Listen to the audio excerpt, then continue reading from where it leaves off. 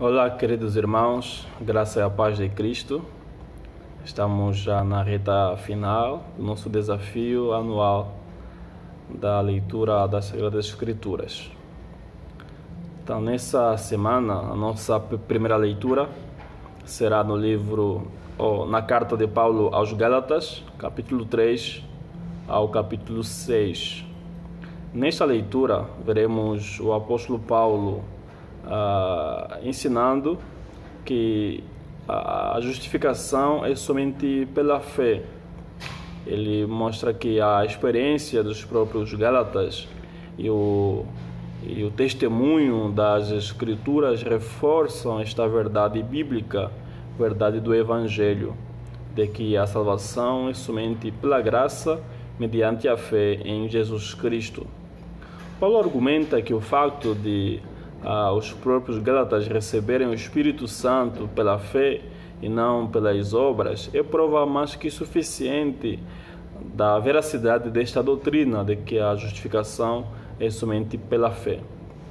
É o caso de Abraão, que creu em Deus, e isso lhe foi imputado para a justiça, e assim os da fé que são os filhos verdadeiros de Abraão.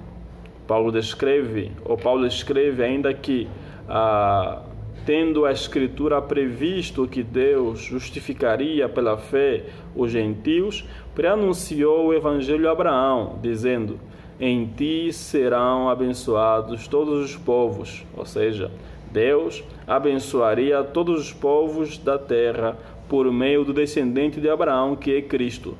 Em Cristo, todos que creem são feitos filhos espirituais de Abraão.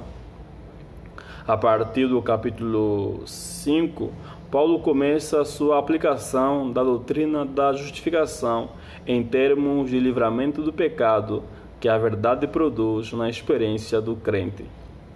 A salvação não é um conceito, não é apenas uma ideia, é de facto uma realidade.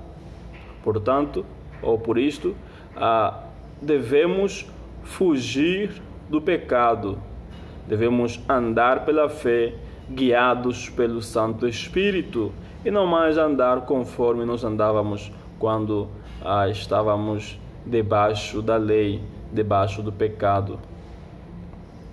Nessa caminhada cristã, é importante que nos ajudemos, nos auxiliemos e saibamos honrar aqueles que nos anunciam a palavra de Deus. A segunda leitura é do capítulo 1 da carta de Paulo aos Éfesos. Paulo começa saudando a igreja e também aos demais santos que viriam a ler esta belíssima e profunda carta. Dos versos 3 ao 14, vemos o apóstolo Paulo glorificando a Deus por tão grande salvação. O Deus triuno é quem nos salvou. O Pai nos elegeu antes da fundação do mundo. O Filho, na plenitude do tempo, se fez carne, morreu, ressuscitou, ascendeu aos céus para a nossa salvação. Ele nos redimiu. O Espírito Santo, enviado pelo Pai e pelo Filho, é quem aplica esta boa obra da salvação na vida dos eleitos. A seguir, o apóstolo Paulo passa a rogar a Deus para que o Senhor ilumine o povo de Deus, a fim de que esses cresçam cada vez mais no pleno conhecimento da verdade. A terceira leitura está no livro de Jeremias, capítulo 51 e 52. Veremos o cumprimento das profecias sobre a destruição de Jerusalém. Deus castiga o seu povo por causa do pecado destes. Jeremias fala ainda dos eventos que marcaram a destruição final de Jerusalém pelos babilônios.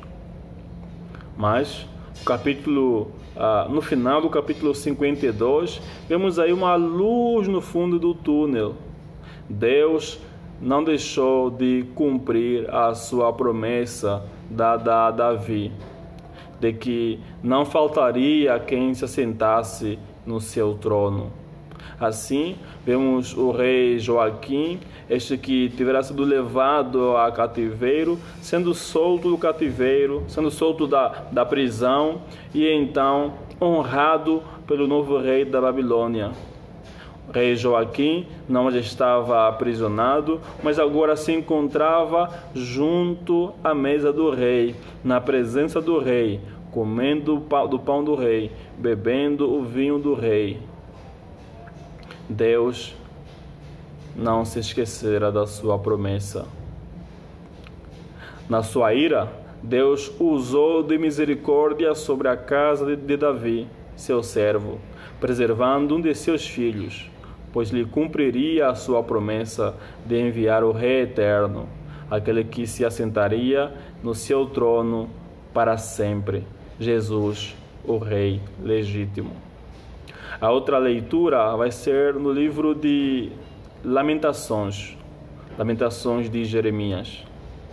Vemos o profeta lamentando pelos pecados do povo. Vemos o profeta rogando a Deus que use de misericórdia para com o seu povo.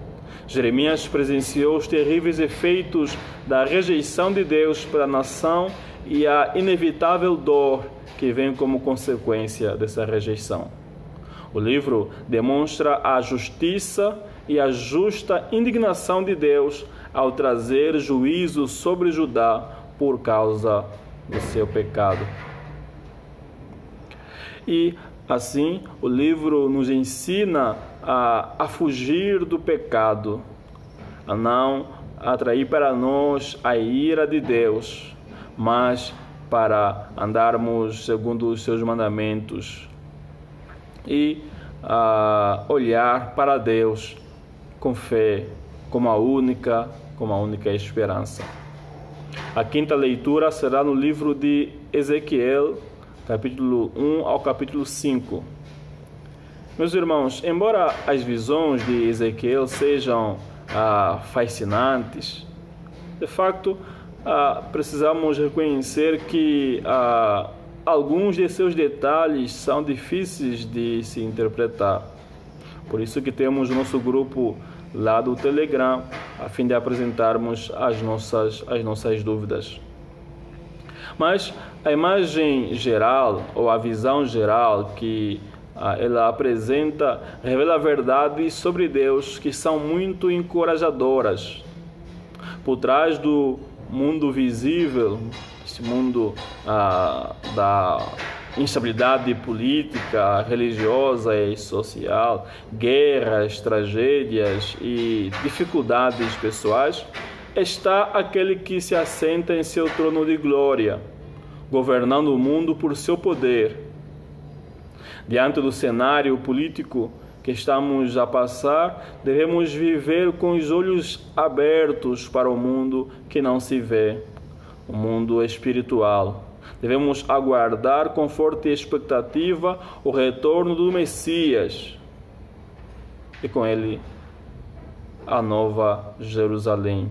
Lá habitaremos em um mundo perfeito, um mundo de paz, um mundo de alegria, um mundo de perfeita liberdade.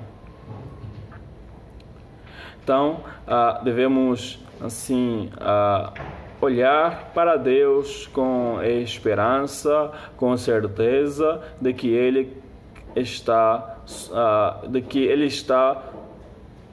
governando todo mundo. Tudo está sobre o seu controle.